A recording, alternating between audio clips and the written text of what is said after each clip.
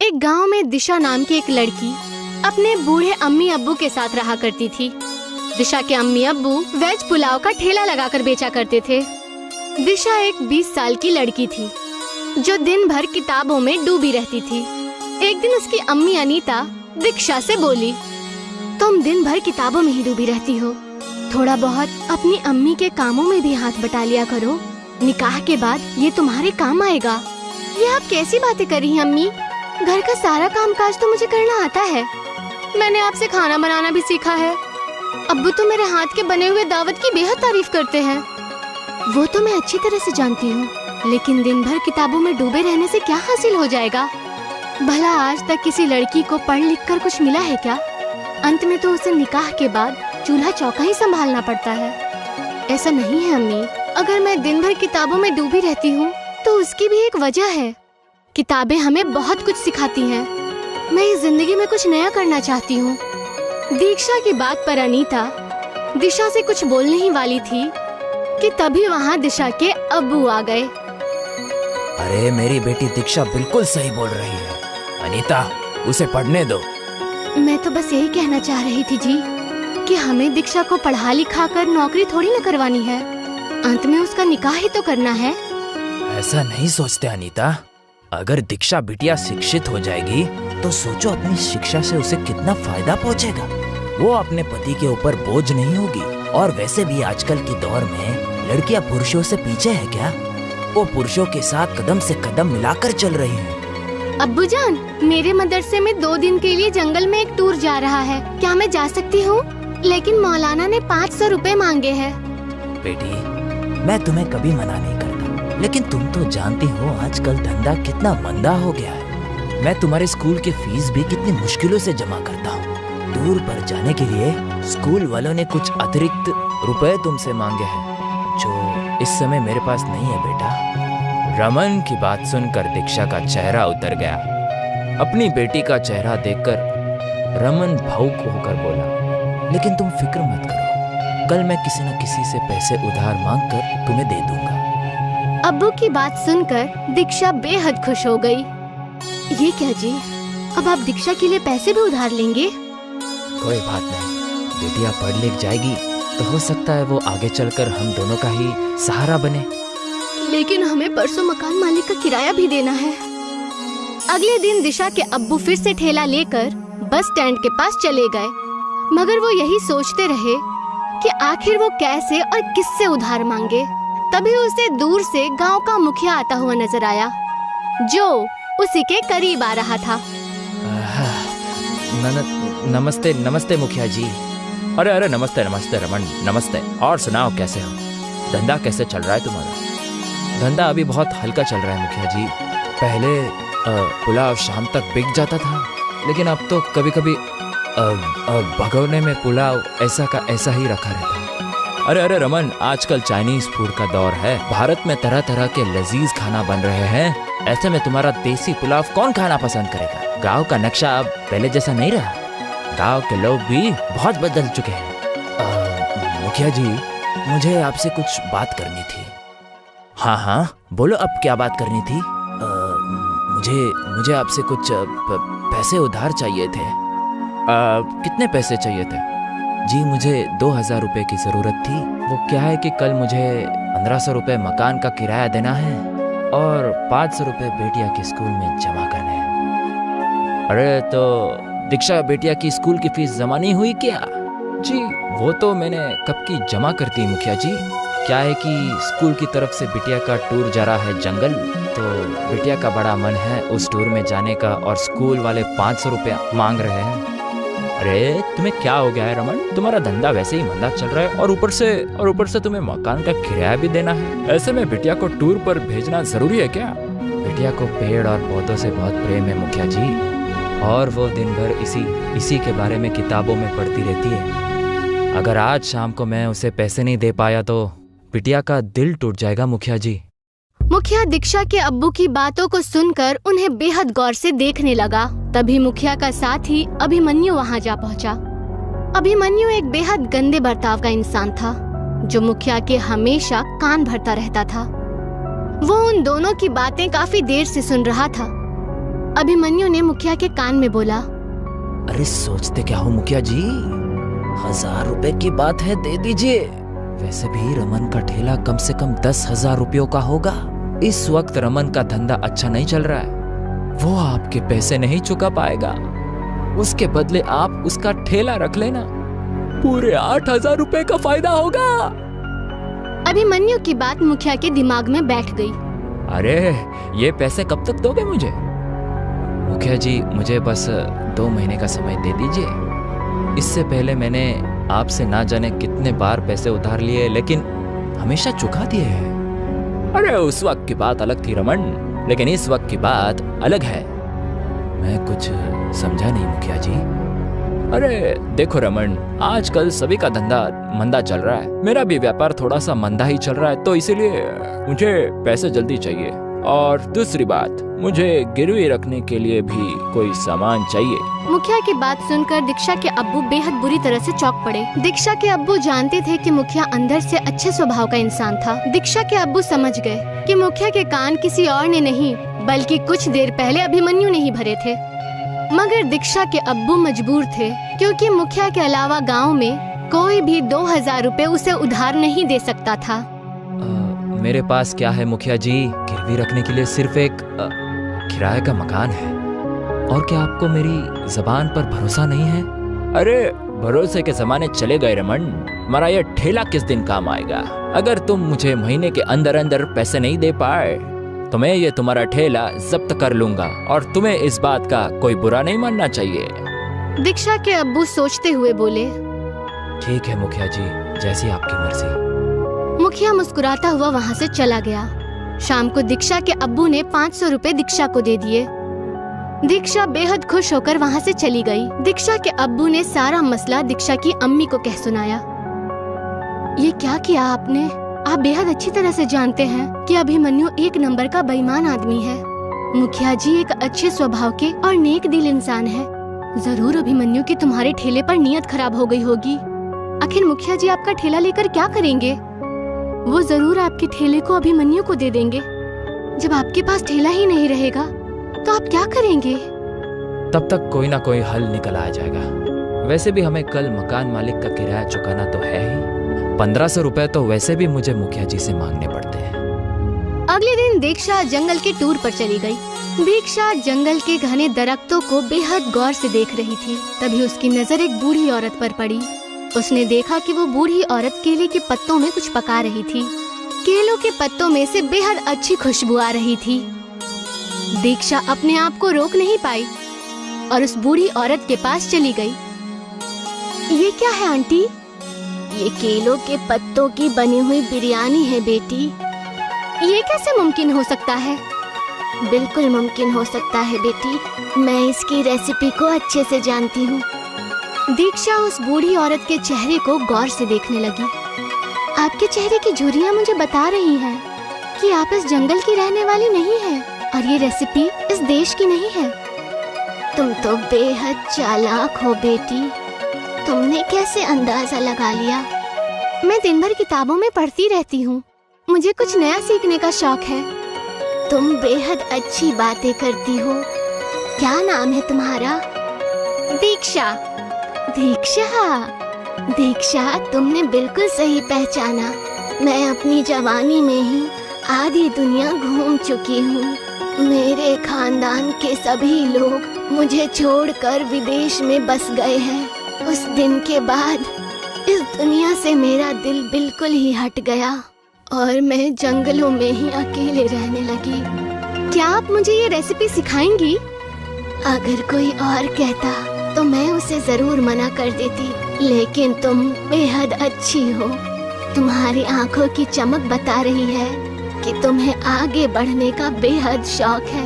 ये लजीज बिरयानी जरूर तुम्हें सिखाऊंगी। बूढ़ी औरत ने दीक्षा को लजीज बिरयानी की रेसिपी बता दी। शाम को दीक्षा अपने घर पर चली गई। वक्त ऐसे ही गुजरता रहा। दीक्षा के अब्बू का काम बंद हो गया और मुखिया अभिमन्यु के साथ आकर दीक्षा के अब्बू का ठेला छीनकर ले गया। दीक्षा के अब्बू का धंधा एकदम ठप हो गया और ऊपर से उसके सर पर मकान के किराए का कर्ज भी बढ़ गया था। कितनी बार आपको समझाया मैंने, पर आपको समझ में ही नहीं आया। अरे क्या जरूरत थी दीक्षा को इतना ज्यादा पढ़ाने की।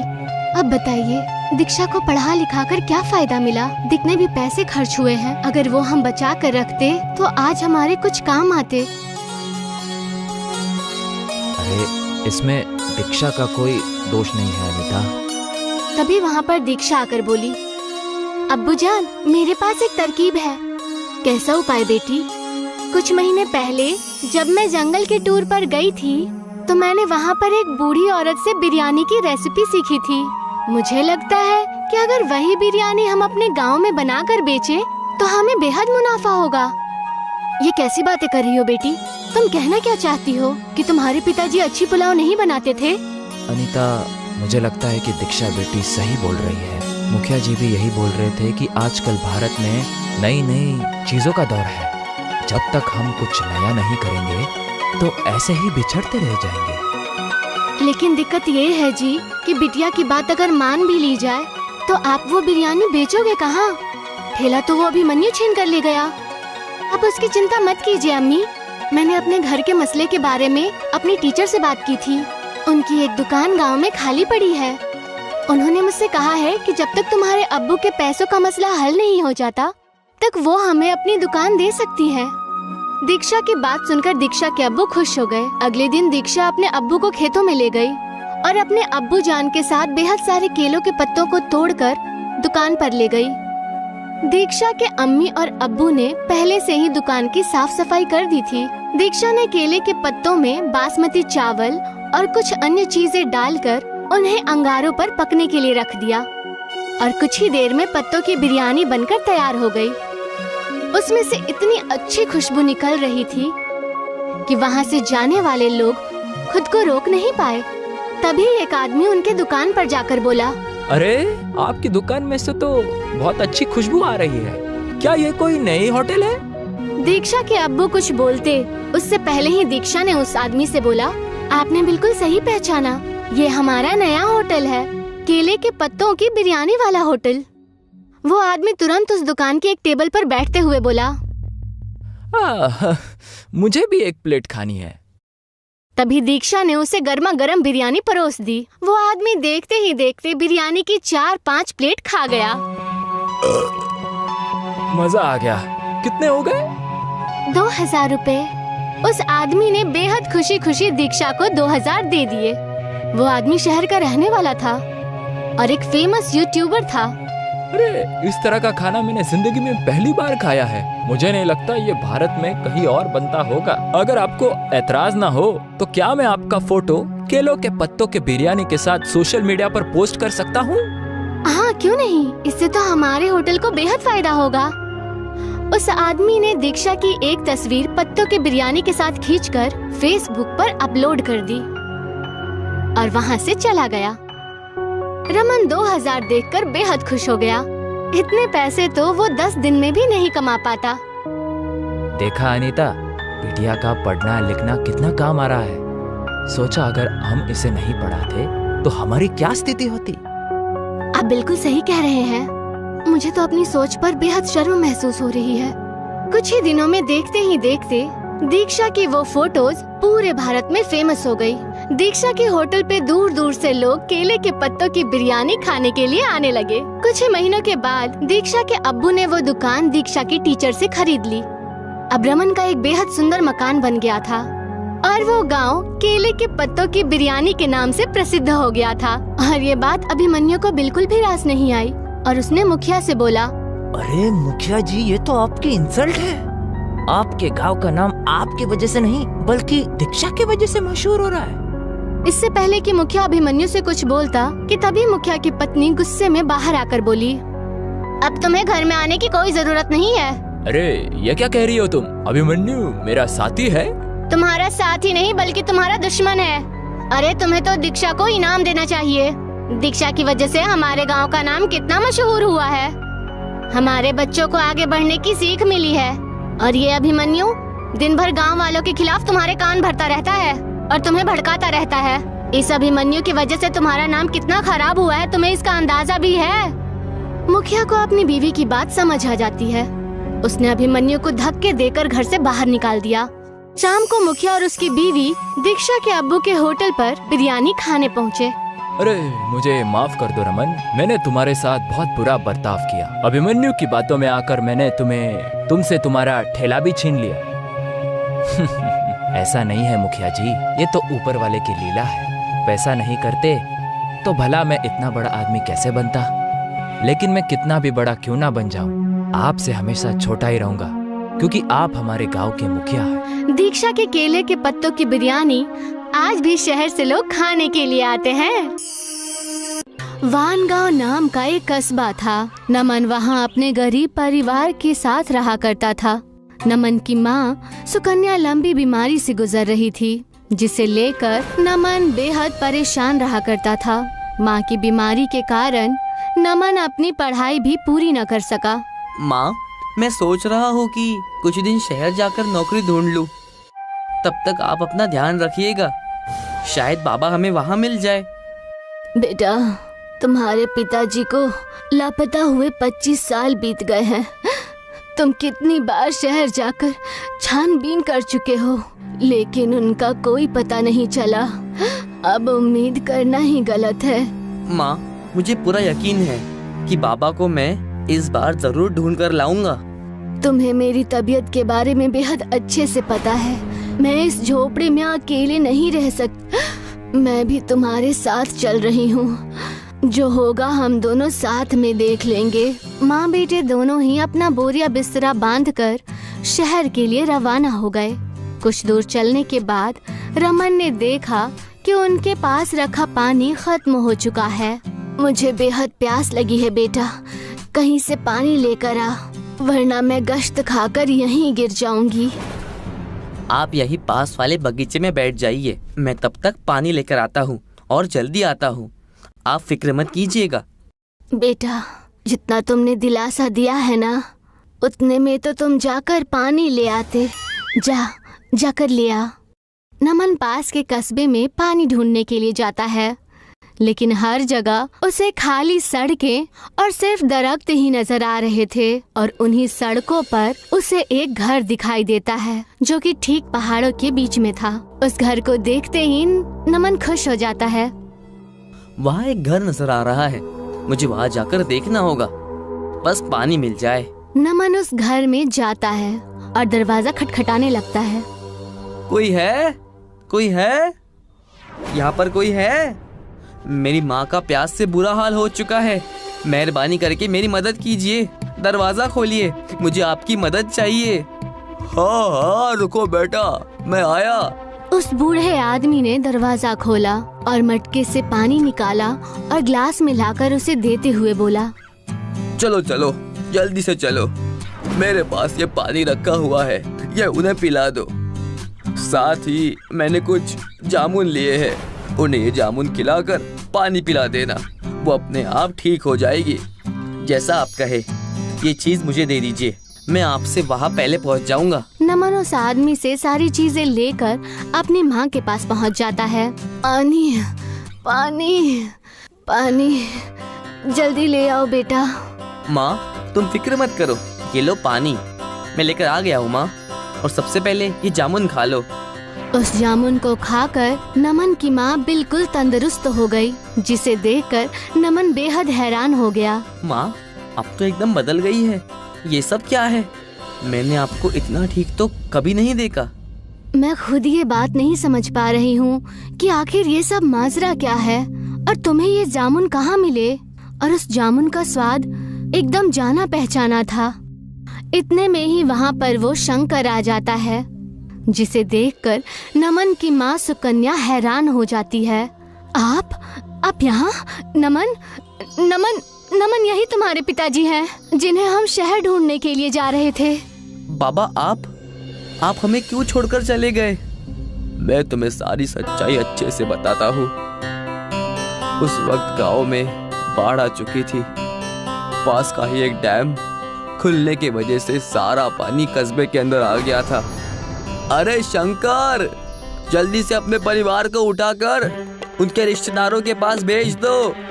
डैम खुलने की वजह से इस कस्बे में पानी आ चुका है और जल्दी सारा कस्बा डूब जाएगा।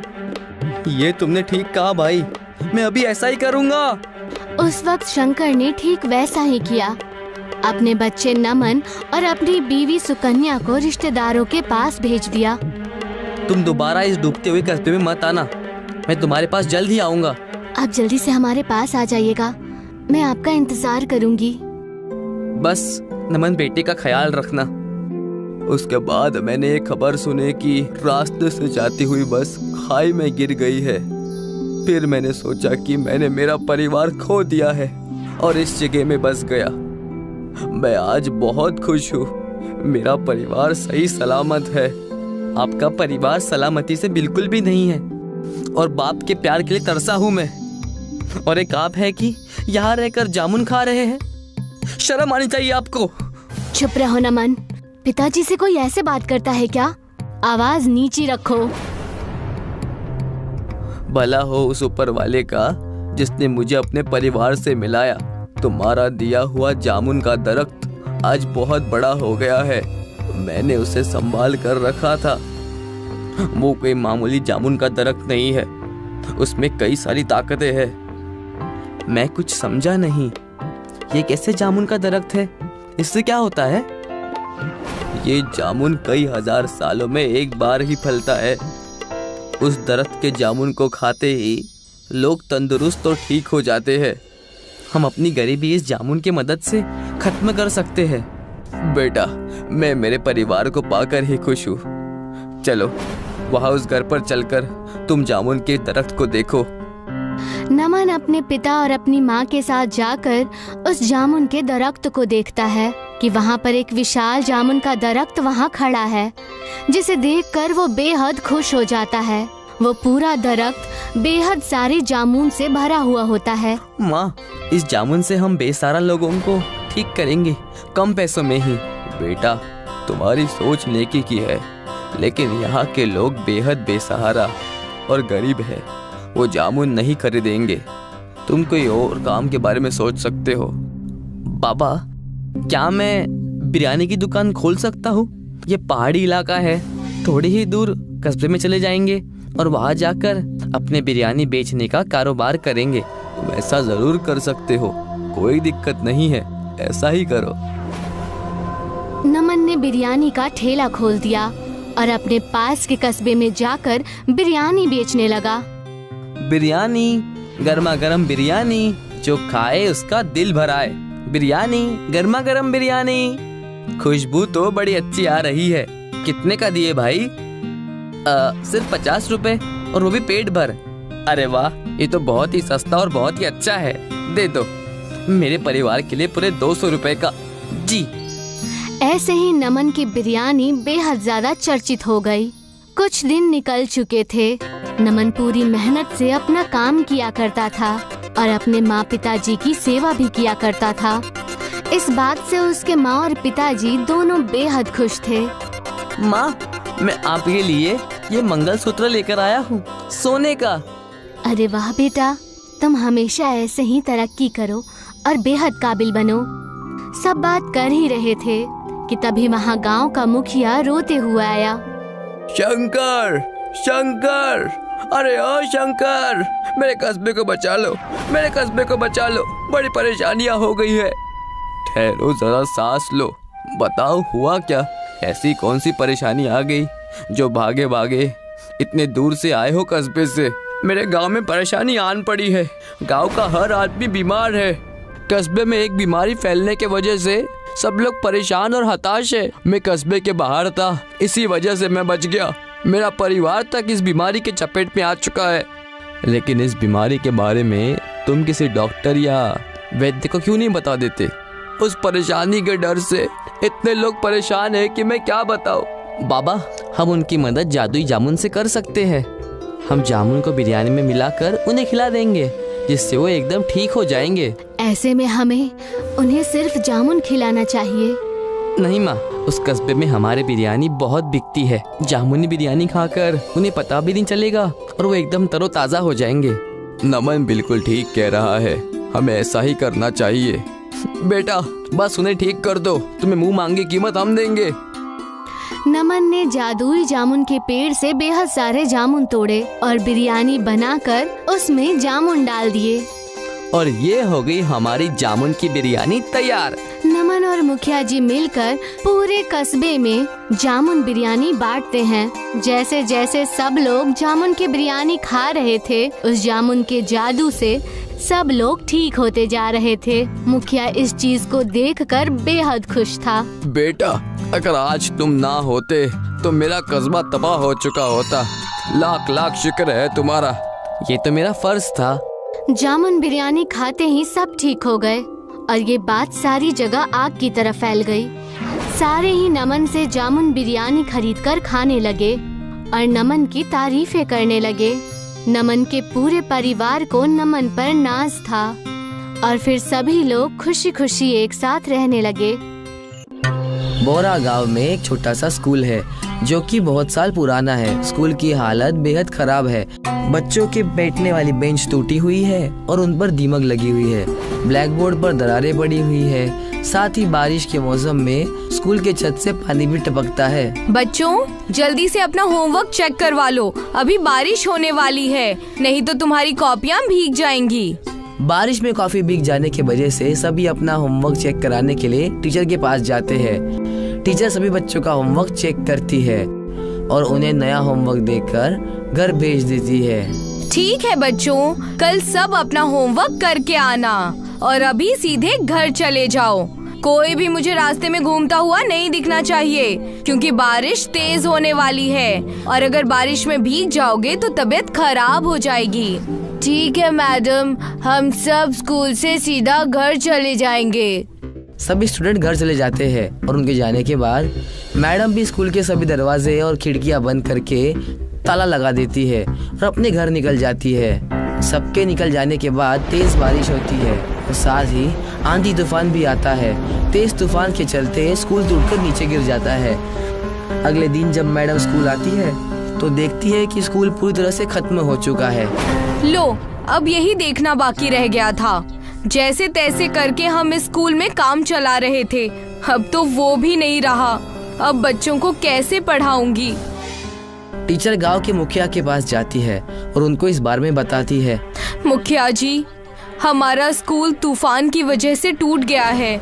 हमें स्कूल के लिए नए बिल्डिंग की जरूरत है। क्या आप हमारी कुछ मदद कर सकते हैं? मेरे पास तो इतने पैसे है नहीं कि मैं नई बिल्डिंग बनवा सकूं, हैं? पर हम लोग सरकार से स्कूल बनवाने के लिए अर्जी दे सकते हैं। आप एक अर्जी लिख लीजिए, मैं उस पर साइन करके ग्राम प्रधान की मोहर लगाकर कार्यालय में जमा करवा दूंगा। ठीक है? टीचर स्कूल की बिल्डिंग बनवाने के लिए एक एप्लीकेशन लिखकर मुखिया को देती है। मुखिया उस पर प्रधान की मोहर लगाकर उसको अपने नजदीकी सरकारी ऑफिस में जमा कर देता है। कुछ दिनों के बाद एक सरकारी इंजीनियर उस स्कूल का नक्शा बनाने और जगह का मुआयना करने गांव में आता है।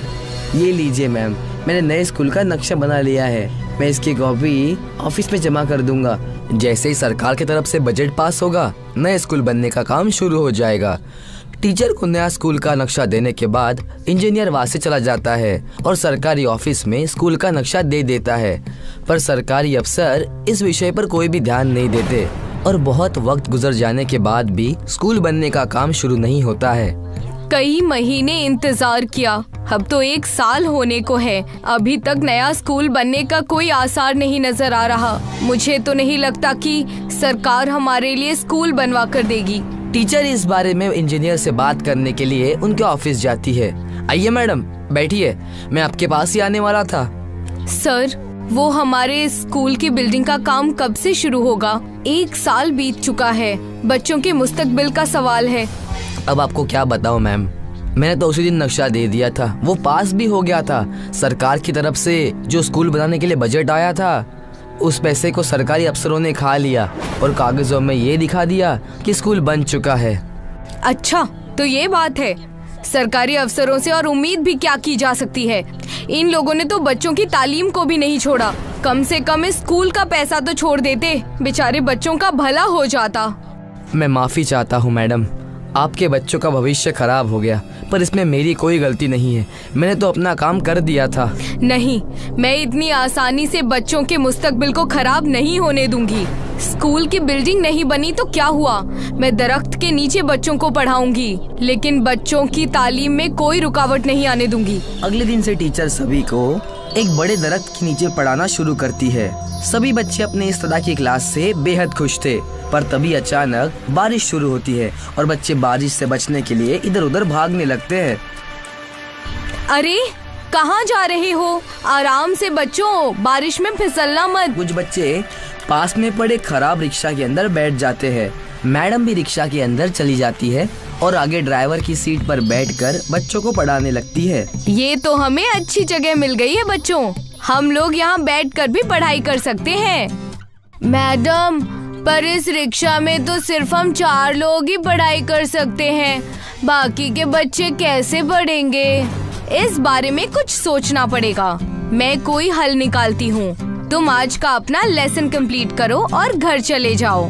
मैं कल तक नए स्कूल का इंतजाम करती हूँ। सभी बच्चों के जाने के बाद मैडम एक रिक्शा मैकेनिक के पास जाती है। मुझे बच्चों के लिए एक नया स्कूल बनाना है, क्या तुम मेरी मदद कर सकते हो? मैं रिक्शा मैकेनिक हूँ मैडम, कोई बिल्डिंग बनाने वाला मिस्त्री नहीं हूँ जो आपके लिए स्कूल बनाकर दे दूँ। मुझे रिक्शा का ही स्कूल बनाना है, पत्थर का नहीं, इसलिए तो तुम्हारे पास आई हूँ। रिक्शे का स्कूल? पर कैसे? मैंने तो आज तक कभी भी रिक्शे का स्कूल ना देखा है ना सुना है, पहली बार आपके मुंह से सुन रहा हूँ। मैडम, मैं एक गरीब आदमी हूँ, ये देखकर आप मेरे साथ मजाक तो नहीं कर रही?